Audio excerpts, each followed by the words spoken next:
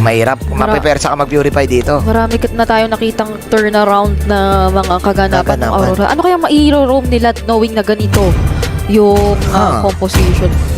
Kay Kiboy, no? Ay, teka, tama ba Feeling ko Cupra.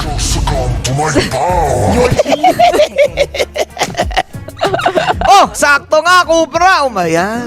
Ano ba yan? Ano ba yan? Grabe naman. Ano ba yan? Shoutout sa mga tropa natin sa Riyadh. Ano ba yan? Rhino Online. Yung Narinig mo ba yun? Narinig ko. Parang Alpha is online? Alpha? Ay, Ay, hindi. Wala nag-alpha. Cupra yun. Nag-rock nga. Tama tayo. Jack.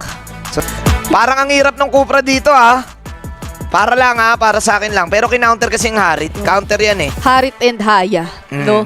Parang ano kadali kaya ang kanyang magiging pag-reposition mamaya gamit ang Kufra, knowing na napaka-agap mag-scout dito nung Arlot, pwede lang magbato ng skills yung Aurora, pero magkakaalaman naman din tayo mamaya kasi kahit ano sabihin natin, nasa kamay nila ang napakataas na crowd control at napakataas din na posibleng panggalingan ng mga dugtong-dugtong na kidlat at bag si Sans. Basta naka-ready pa din yun. Lahat ng mga pwedeng follow-up maka-cancel unless Bumabalik, eh, no? Oy, nako. Okay, tignan natin. Icicle, sa labasan naman dito. Zaman Force, nagkaroon na. Kiboy ngayon ang main target. Kiboy, tumatakbo. Synchro Vision.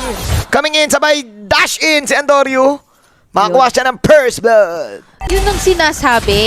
Ayun ang sinasabi, Bridge. Kaya kailangan mag-ingat dito ni Kiboy. Kinakapos din kasi minsan si Kyrie. Oo. Pero kung sumakto yun, deads yun, eh. Ano na naman siya, mababati na naman natin. Pero speaking of, teka, Jum, Ay, kaya. Teka lang, nahanap yata siya ni Kyrie dito. Kaya, ayun yung sinasabi ko. Ayan, Oo, oh. Fury. Up, isa. Ay! Umabot. Wala na nga yung paru-paro, may shuriken naman. Tapos kayang buhatin dito si Chakno. Ayan na, binuhat si Chakno, mga kaibigan. Pero makakapag-out si Kyrie, and Kyrie having the time of his life kahit 2-0-1. Kumbaga, one mind. Ayan, nag-ugisadukit pa si Andorio dito. So, bawas pa yung chances ng Smart Omega. Sabi pa natin dati, ang ganda na nung Ayan na! ugisadukit kasi pwede na mag-retry. Pero teka lang, ang ganda ng Frigidaire! Oy, nako, pero yung damage shot medyo bitin dito para sa side ng Smart Omega kahit napakaganda na swipe. Bumabanat si Jom ngayon. Walang tatamaan si Kiboy. Kyrie ay mamamatay. Pero nakuha ni Kyrie dito ang... Actually, nakuha pala ng Smart Omega. Then again, ang dami nating sinabi. Kasi sabi ng Smart Omega, parang wala namang kay tiwala, Kuya Manjin. Kanina, pinagtutudahan natin si Kiboy. Ngayon naman, napatunayan ng Smart Omega din na hindi natin sila sama-sama muna tayo kasi doon din tayo magiging effective. Doon na tayo magkakaroon ng sawang magic Charge damage. mo! Pero Oh my... yun na nga! Tatamaan dito si Sans ngayon, pero doon pala sila sa kabila ng si Luti. Wala na nagawa si Luti, hindi na nakapagkabot ng armor. Nandito si Kiboy, sino babanatan, binuhat si Chakno. Wala tatamaan si Kiboy dito, pero napakaganda ng summer for si Jom. Palag-palag na ito kay Jom. Killing spree, pero free hit din naman si Chiewe doon sa bandang gilid. Jom pulado, out para kay Jom dito. At goods na goods ang Barangay Omega. Andorio nandito din. Si Sans binabanatan, Chuk, Chak, Jenilyn, Jenes! Saktong-sakto yung Chukchak Jenilyn Jenis! Tinipid talaga ni Andorio, nanggigil siya kay Sans. Kay Sans pala talaga kailangan ibuhos lahat ng yun! Ng Chuk, Chak! At Sige, boy! wag nyong kayo malilito. Kawawa naman ang mga kalbo. Lahat na lang. Ayan na, speaking of, eto naman ang Sino ganda. nahuli? Si Lutfi nawala! Nako, pero pulado si Ryota dito. Namalaban na lang ngayon. Sina Sans.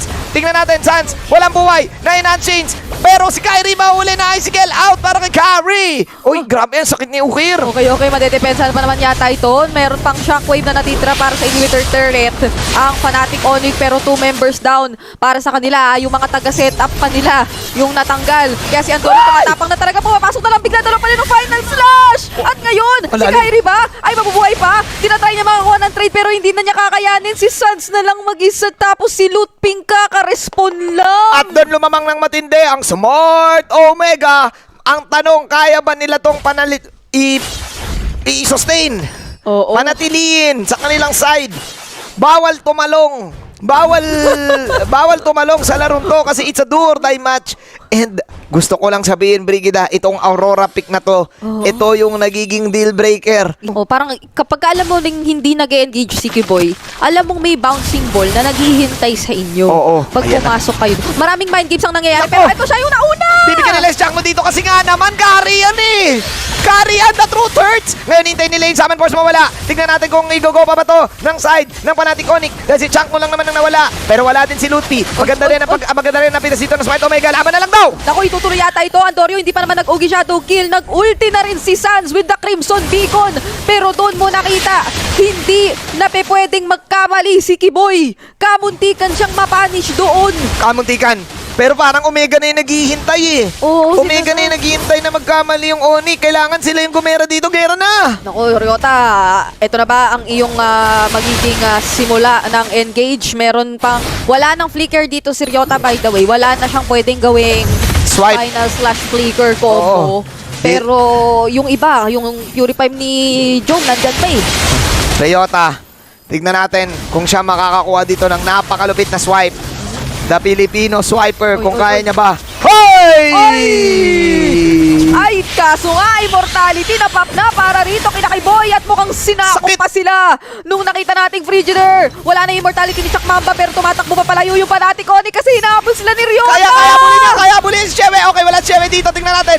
Oh, yung Ice Cancel lumabas na. Nagawing Ice Cube ngayon si Lutpi. Pero mas naging Ice Cube din si Okir. May passive. Ay, si Ryota. Si Ryota ba yun? Winter Crown. Oo. The Lord is in the bottom side. Ay, kaya madip. Naku, kaya ba to? Kaya madip? May isang minion na wala ng shockwave para sa inhibitor turret. Kaya ba Magiging idip? delikado ito para kay Sans. Pwede siyang pasukin anytime at meron pang isang wave na paparating. Mukhang magkakaroon nga tayo ng game number 3! 4 points secured para sa Smart Omega. At buhay pa ang barangay. We are live. We are live, bro. Alam mo naman, it's the last day of the group stage. Usually kapag last day, dire-diretso. Usually, pag nandito tayo sa last day,